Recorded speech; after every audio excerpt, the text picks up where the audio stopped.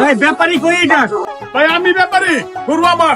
ভাই কত চিতাছেন? ছোট করে কোন ওইলে লইয়া যাই। ভাই দাম তো চাই 2.5 লাখ, 2,40,000 হলে ছেড়ে দিন ভাই, খুব শখ করে পালছি গরুটা। কি কোন মিয়া, এটা 2,40,000 হয় নাকি? একটু কমা টমা কোন লইয়া যাই গা। আমার দেশের যে পরিস্থিতি, খাওয়ানোর দাম অনেক বেশি, খুব শখ করে পালছি, কম দিলে মামা আমি পারবো না। গরু এটাই লই, গরু এটাই পছন্দ হয়েছে আমার।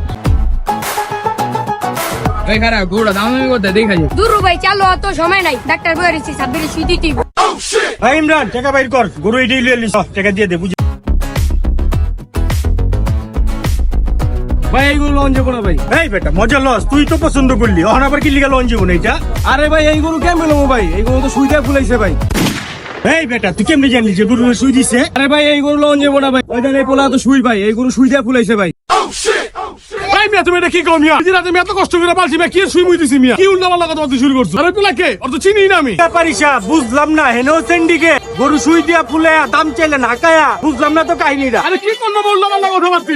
ছোট করে গরুটা পালছি মামা, আর আমি ওর তো চিনি না মামা। এই বেটা এই গরুই কিনুম না, চল অন্য গরু কিনুম।